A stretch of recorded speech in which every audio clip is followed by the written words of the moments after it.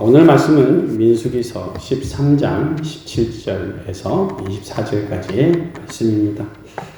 오늘 이스라엘 백성들의 요구에 따라 모세가 12정탐꾼을 세웠었잖아요.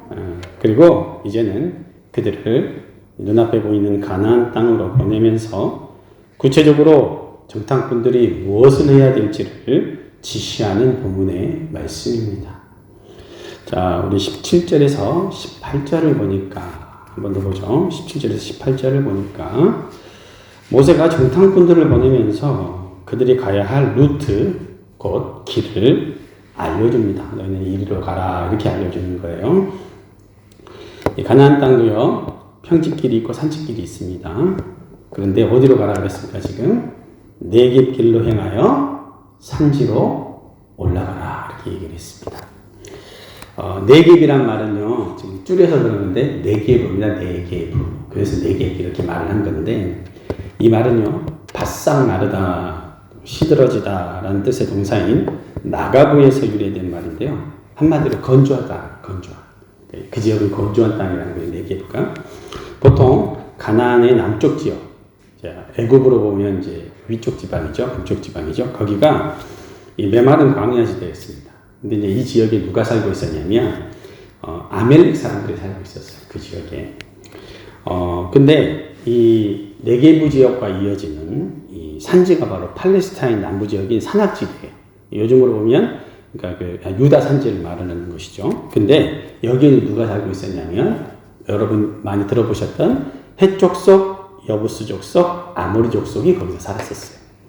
그런데 이 루트 그림 전체를 보면 어떻게 하라는 거냐면, 자, 너희가 남쪽에서 북쪽까지 중추에 있는 산악지대를 타고 이 가나안 지역을 중앙으로 가로질러서 가라는 얘기예요. 그러니까 길이 돌아갈 수도 있고 뭐 이렇게 피해갈 수도 있는데 어떻게 하는 거예요? 산지를 통해 중앙으로 통과해서 가라, 이런 뜻이라는 것이에요. 가나안 땅은 요단 동편으로 우회에서도 들어갈 수가 있었습니다. 그런데 그렇게 하지 말라는 거예요. 지금 그렇게 지금 모세가 지시를 한 겁니다. 자, 그러면 정탐꾼들이 그러면 그 중앙을 가로지르면서 무엇을 봐야 하느냐? 지금 6가지로 정리가 되어 있는데, 첫 번째가 뭐였냐면, 너희가 가면서 뭘 봐라? 가나안 거민의 강약, 강한지 약한지, 많은지 적은지, 이걸 탐지하라는 거였고, 두 번째는요, 19절에 보니까 그 땅이 좋은지 아니면 그 땅이 나쁜지, 이걸 보라는 거예요. 또 세 번째는 뭡니까? 그들이 살고 있는 진영이 그냥 이렇게 평범하게 우리가 전쟁 시에서 이길 수 있는 건지, 아니면 요새처럼 진영으로 이렇게 되어 있는지, 이걸 보라는 거예요. 산성인지 보라는 거예요. 또 네 번째는요, 그들이 가나안 땅이 비옥한지 아니면 메마른지, 땅 상태를 또 보라는 것이고, 또 다섯 번째는 그 지역에 나무가 많은지 적은지, 왜냐하면 팔레스타인 지역이 나무가 그렇게 많은 지역이 아니기 때문에 나무가 있는지 없는지도 보라 했습니다. 그리고 마지막 여섯 번째는 그 증거물로 실과를 가져오라 합니다. 실과, 열매, 소산물을 가져오라는 거예요. 근데 20절에 보니까 정탐꾼들이 보는 때가 언제라고 나옵니까? 포도가 처음 익을 쯤이라고 이렇게 나오죠. 이것을 통해서 우리는 유추해 볼 수 있는 것이, 유대 종교역으로는 7월, 우리가 쓰고 있는 태양력으로 보면 한 9월에서 10월 사이에 정탐꾼들을 보냈다라는 것을 알 수가 있는 대목입니다. 자, 오늘의 말씀을 통해서 우리가 생각해 볼 교훈의 메시지, 영적인 메시지는 저는 두 가지로 선포하겠습니다. 말씀의 제목은 이겁니다. 담대하라. 오늘 본문의 말씀의 제목입니다. 자, 우리가 첫 번째로 생각해 볼 건 뭐냐면, 담대함의 이유에 관한 것입니다. 뭐라고요? 담대함의 이유에 관한 것입니다. 성도는요, 오직 하나님을 의지해야 참된 담대함을 얻을 수 있다는 사실입니다. 오늘 보면 20절을 함께 다시 한번 합독할까요? 20절입니다. 시작. 토지가 비옥한지 메마른지 나무가 있는지 없는지를 탐지하라. 담대하라. 또 그 땅의 실과를 가져오라 하니 그때는 포도가 처음 익을 즈음이었더라. 20절에 보면 모세는요, 12명의 가나안 정탐꾼들에게 그들이 가야 할 목적지와 그들의 임무를 다 지시한 이후에 마지막 결론의 말씀으로 이걸 한 거예요. 뭐라고 한 거예요? 딱 4단어를 말했습니다. 뭡니까? 담대하라 이렇게 얘기합니다. 이것은 이제 단순한 격려의 말이 아니었습니다. 아주 짧은 네 단어지만 정탐꾼들에게 있어서 정말 필요한 영적인 교훈의 말을 해준 겁니다. 모세가. 이 말은요, 정탐꾼들에게 야, 너희는 뽑힌 사람들이야. 10만 명 넘는 중에 한 사람 중에 한 명으로 뽑힌 사람들이야. 이렇게 무슨 자신감을 심어주는 말이 아닙니다. 마치 스포츠 경기에서 마지막 작전 타임 시간에 선수들 불러다 놓고 한 점만 더 하면 이긴다 뭐 이러면서 동기부여하고 그런 말이 아니라는 거예요. 뭐냐면 오직 너희 스스로의 힘을 의지해서 용맹하게 나가라는 말도 아니고 오직 너희와 함께 하시는 하나님을 의지해서 앞으로 너희는 이제 그때는 몰랐지만 약 40일간의 이제 그런 정탐을 하게 될 건데 그 모든 위기와 두려움의 순간을 이겨내라고 하는 말이에요. 지금 그들이 두려울까요? 두렵지 않을까요? 12정탐꾼들도 두려웠을 거예요. 한 번도 가보지 않은 땅. 그곳에 어떤 사람들이 사는지도 본 적도 없어요. 5분을 몰라요. 어떤 위험이 닥칠지 몰라요. 가나안 사람들은요, 이스라엘과 전쟁을 치러야 되는 사람, 자기들이 다 죽여야 되는 사람들이에요. 이미 이스라엘 200만 인구가 가나안을 향해서 오고 있다는 소문이 그 지역에 퍼졌을까요? 안 퍼졌을까요? 다 퍼졌죠. 숫자가 200만인데 한두 명이어야 표가 안 나지. 그 수많은 인구가 지금 몰려오고 있는데 그들이 모를 리가 없습니다. 그 중에서도요, 정탐꾼들을 보낸 거예요. 그러면 만약에 들어갔다가 걸리면 어떻게 되겠습니다? 죽습니다. 죽어. 잡히면 죽는 거예요. 마치 12명 뽑아서 지금 북한으로 보내는 거하고 똑같은 거예요. 한 가운데를 가로질러서 가라는 거예요. 목숨 걸라는 거예요. 그런데 다른 데로 가지 말고 중앙으로 가래요. 남쪽에서 북쪽으로 중단해서 올라가래요. 정면 승부하래요. 안 두려울까요? 그런데 이런 상황에 모세가 그들에게 해줄 수 있는 가장 적합한 말이 무엇일까? 오직 그들을 모든 위기와 환난에서 건져내어 이곳까지 이르게 하신 하나님을 의지하여 담대하게 나아가라는 말. 그 한마디겠다라는 것입니다. 모세의 말이 맞습니다. 오직 전능하신 하나님을 의지하는 자가 나보다 강한 대적이나 나를 힘들게 하는 원수, 우리의 많은 위기 앞에서 우리를 담대하게 만들어주는 힘입니다. 자신의 힘과 지혜를 의지하는 자들은요, 또 자기 주먹을 믿고 자기 지혜와 머리를 믿는 사람들은요, 자기보다 큰 자, 자기보다 강한 자, 나보다 힘센 사람 앞에서 자기 능력으로 감당할 수 없는 상황 앞에서 무너집니다. 두려워 떨게 됩니다. 자신감을 잃게 됩니다. 결코 담대할 수가 없는 거예요. 그러나 오직 믿음이 있는 사람들은요, 담대합니다. 담대함에는 분명한 이유가 있는 것입니다. 갈렙과 여호수아가 정탐을 마치고 와서 말하죠. 그들은 우리의 밥이다. 나머지 10명은 뭐라 그랬어요? 아낙 자손들 보고 두려웠다며 스스로를 메뚜기 같다라고 했습니다. 이 차이가 뭡니까? 만유보다 크신 하나님을 온전히 믿어드리고 있냐? 믿어드리지 못하느냐? 그 차이입니다. 사람들은요, 크신 하나님을 의지하지 않고 자신들의 힘을 의지했기 때문에 두려워 떨었다는 거예요.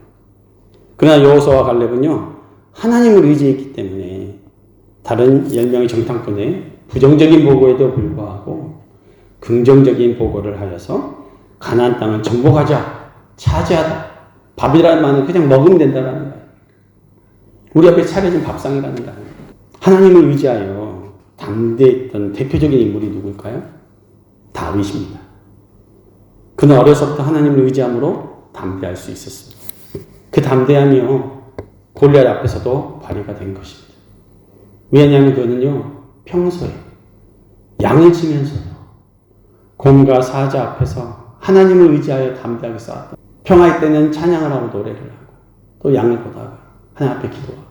근데 평소에 하나님을 의지했던 사람이라는 분명한 그 증거가 되는 것입니다. 믿음이 없는데 갑자기 골리앗 앞에서 만났을 때 그런 믿음의 말을 할 수가 없는 거예요.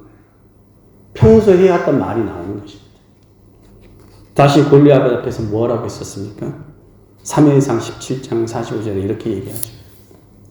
너는 칼과 단창으로 내게 나아오거니와 나는 만군의 여호와의 이름 곧 내가 모여가는 이스라엘 군대의 하나님의 이름으로 내게 나아가노라.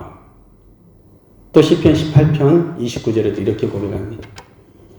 내가 주를 의뢰하고 적군을 향해 달리며 내 하나님을 의지하고 담을 뛰어넘나이다. 다윗의 신앙 고백입니다. 그의 담대함의 원천에 대한 것입니다. 그는 오직 하나님의 백성으로서 담대함을 가진 것입니다. 스스로의 능력과 지혜로부터 온 것이 아니었던 것입니다. 만왕의 왕이시고 만주의 주이신 하나님을 의지하는 그의 담대함을 우리가 배울 수 있기를 바랍니다. 사랑하는 성도 여러분, 우리는요 오직 하나님을 의지하는 사람들이 되어야 합니다. 작고 부족하고 연약한 자신을 보거나 상황을 보지 마시기 바랍니다. 대적의 강함과 악함에 눌리지도 마시기 바랍니다. 우리 앞에 닥쳐진 모든 위험과 환난보다 크신 하나님 안으로 들어가면 그 날개 안에 거하면 우리는 모든 어려움을 담대하게 극복하고 나아갈 수 있을 것입니다. 아까 우리 찬양할 때 뭐라 그랬어요? 우리 거할 처소는 주님 품일세. 주님 품이 가장 안전한 것. 주님 품이 가장 담대하게 우리를 만드는 것입니다. 여기 계신 모든 분들에게 온전한 믿음으로 이 담대함이 임하시기를 예수님의 이름으로 축원합니다. 두 번째 메시지는요. 믿음이 없으면요. 축복도 저주가 된다는 겁니다. 다시 말씀드리겠습니다. 믿음이 없으면요. 축복도 저주가 됩니다. 자, 우리 함께 22절 함께 다시 한번 읽어볼까요? 22절 시작. 또 네겝으로 올라가서 헤브론에 이르렀으니 헤브론은 애굽 서왕보다 7년 전에 세운 곳이라. 그곳에 아낙 자손 아히만과 세세와 달메가 있었다. 이렇게 성경이 기록하고 있죠. 헤브론은요, 지금 가나안 땅에 있는 헤브론 지역은요, 나중에 이제 갈렙이 차지하긴 했었는데, 이 애굽의 소환, 애굽 땅의 소환이라는 지역보다 7년 전에 세워진 곳이래요. 근데 이 소환이 누가 살던가요? 애굽 왕이 살던데요. 좋은 땅이라는 거예요. 좋은 곳이라는 거예요. 이 말의 뜻은 헤브론이 애굽 왕 바로가 거주했던 도시인 소환보다도 훨씬 오랜 역사를 가지고 있고, 또 견고한 성읍이고, 또 세 사람의 이름이 나왔잖아요. 아낙 자손의 이름. 거대한 신체와 강한 힘을 가진 아낙 자손들의 중에서도 유명한 자, 리더, 누굽니까? 아히만, 세세, 달메 같은 사람들이 지도자로 있는 곳이라는 거예요. 한마디로 뭐예요? 엄청 역사도 길고 엄청 강한 지역이라는 뜻이에요. 이처럼 그들이 정복해야 할 그 땅과 그곳의 사람들이 강하다는 것이, 자, 지금 그 땅을 정복해야 되는 이스라엘 민족에게 복일까요? 저주일까요? 자, 내가 지금 싸워야 되는데 그 적이 엄청 강한 사람이에요. 근데 나는 그 사람하고 싸워서 이겨야 돼요.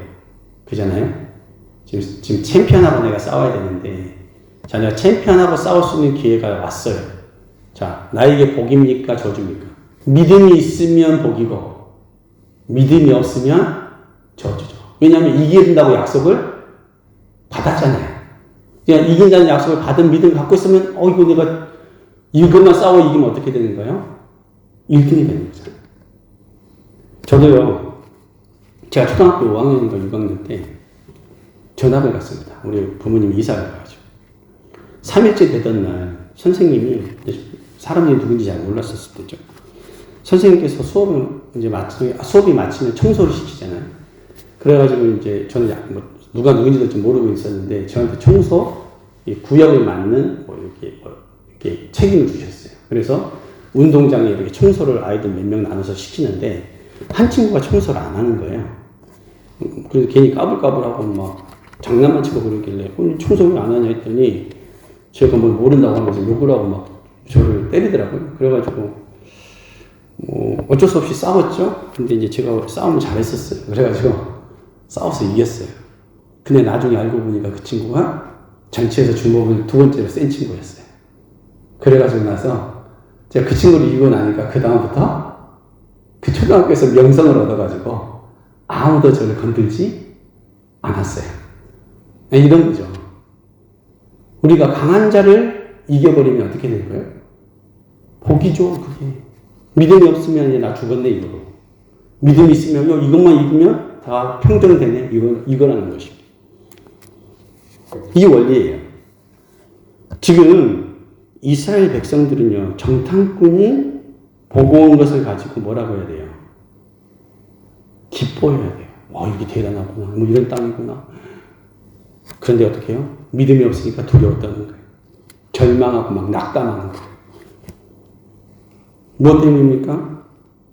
바로 그들에게는 하나님께서 이 견고한 성읍들을 자신들에게 주시고 또 그 모든 것들을 무너뜨려 주시고 그 가운데 살고 있는 모든 가나안 족속들을 무찔러 주실 것이라는 그 믿음이 없었다는 거예요. 눈에 보이는 것만 보이는 거예요. 그 사람들이 크고 강한 것만 보이는 거예요.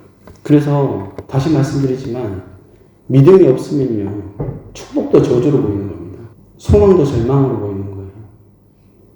사랑하는 성도 여러분, 예수님과 함께 있으면 지금 이 시점, 여러분의 인생에서 예수님을 만나면 지금 이 시점에 예수님을 여러분들이 만나면 여러분 인생 막 변할 것 같죠. 막 예수님한테 순종할 수 있을 것 같죠. 예수님 내 꿈속에서 한 번만 만나주면 내가 막 변할 것 같잖아요. 그런데 그렇지 않아요. 그렇지 않다고요. 믿음이 없으면요, 내게 가장 큰 축복이 찾아와도요, 그것이 축복으로 보이지 않아요. 축복도 저주로 보이고 실제로 저주가 돼버려요. 가룟 유다를 보시면 압니다. 가룟 유다. 예수님과 3년을 동고동락했습니다. 그분의 모든 설교도 다 들었어요. 아침부터 저녁까지. 제자 훈련도 받았어요. 귀신 쫓아내는 능력도 받았어요. 그가 12제자 중에 한 사람이었다는 사실을 하나가요. 인류 최대의 축복이 그에게. 그러나거든요, 그 더할 나위 없는 축복을 받았음에도 그 예수 그리스도가 살아계신 하나님의 아들이라는 사실, 그가 모든 인류를 구원할 메시아라는 사실을 믿지 못했기 때문에, 그 믿음이 그 안에 없었기 때문에요, 한마디로 믿음 없이 교회 나오고 믿음 없이 신앙생활을 했기 때문에 그것을 축복으로 무한한 영광으로 여기지 못했습니다. 도리어 생명이신 그리스도를 단돈 은 30에 십자가에 넘겨 버리는 자가 되어버린 것입니다. 가장 큰 영광을, 가장 큰 축복을 가장 큰 저주로 바꿔버린 사람이 바로 가룟 유다인 것입니다. 무엇이 그를 그렇게 만들었습니까? 바로 이 글자입니다. 믿음 없습니다. 믿음 없습니다. 사랑하는 성도 여러분, 그래서 우리는요, 항상 우리에게 주어진 상황과 형편을 믿음의 눈으로 볼 수 있어야 합니다. 이미 하나님께서는 너는 내 아들이야, 내 독생자 아들까지도 내가 아끼지 않고 너를 위해서 내어주었는데 또는 무엇을 걱정하냐. 하나님께서 허락하시지 않으면 참새 한 마리도 떨어지지 않습니다. 참새 한 마리도 떨어지지 않아요. 하물며 너희일까 보냐, 믿음이 적은 자들아 라고 했던 그 책망의 말씀을 꼭 기억하시기 바랍니다. 믿음의 눈으로 보아야 축복이 축복으로 보이고 소망도 소망으로 보이는 것입니다.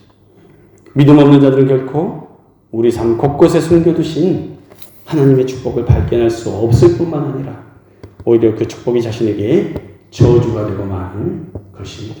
하나님 안에 있으면 고난도 축복임을 믿으시기 바랍니다.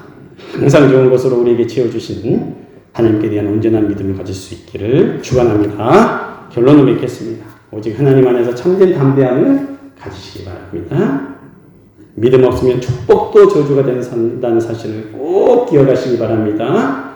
사도 바울의 고백, 우리가 믿음으로 행하고 보는 것을 하지 아니함이로라 했던 그 담대함과 믿음의 확신이 이 자리에 계신 모든 분들에게 함께 하시기를 예수님의 이름으로 축원합니다. 기도하시겠습니다.